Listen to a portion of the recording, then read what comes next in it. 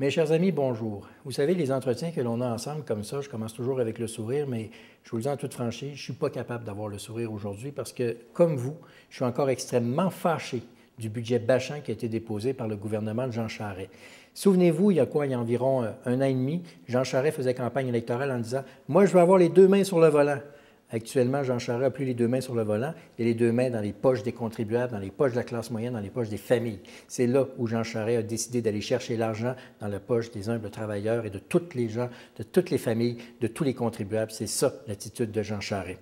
C'est extrêmement choquant. Puis je vous le dis en toute franchise, moi comme élu, jamais je pensais un jour avoir à voter sur la création de nouvel impôt et c'est exactement ce que les libéraux ont fait en inventant l'impôt sur la santé.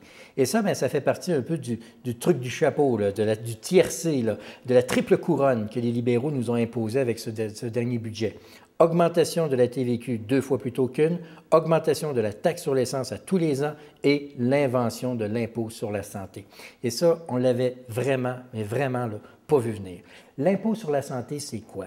C'est fort probablement la mesure la plus inéquitable qui soit. Parce que peu importe votre revenu, que vous gagnez un modeste 20 000 $ par année ou que vous gagnez 258 000 $ comme le premier ministre actuel avec son salaire combiné avec ce que le Parti libéral lui donne, vont payer la même chose, 200 $.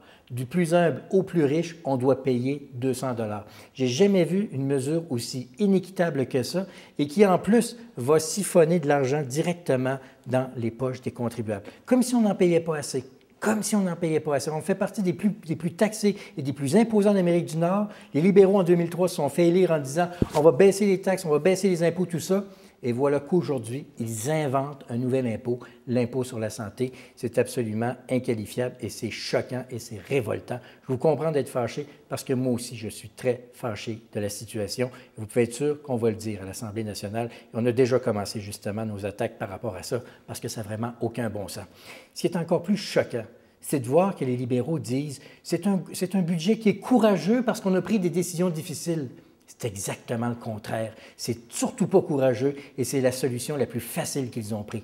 Augmenter les impôts, inventer un nouvel impôt, c'est facile. Alors que ce qui aurait fait preuve de courage, c'est quoi? C'est ce que nous, à l'ADQ, on demande depuis des années, soit un amincissement des structures. On va enlever les structures qui sont beaucoup trop lourdes au Québec. Dans le ministère de la Santé, entre autres, les dédoublements qui existent entre le ministère de la Santé et les agences de santé, ça coûte 600 millions de dollars aux contribuables. Ça, ce n'est pas juste nous qui le disons, c'est les experts consultés par le gouvernement. Ça aurait fait preuve de courage, ça aurait fait preuve d'autorité, ça aurait été un virage qui n'aurait pas été facile à prendre, mais qui aurait été courageux.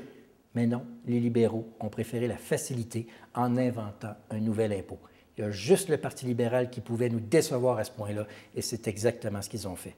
Mais soyez sûrs d'une chose, nous à l'ADQ, on va continuer le combat pour justement empêcher l'invention de cet nouvel impôt créé par les libéraux, l'impôt sur la santé, et surtout, on va continuer le combat pour permettre d'avoir plus d'argent de services directement aux contribuables plutôt que dans les structures.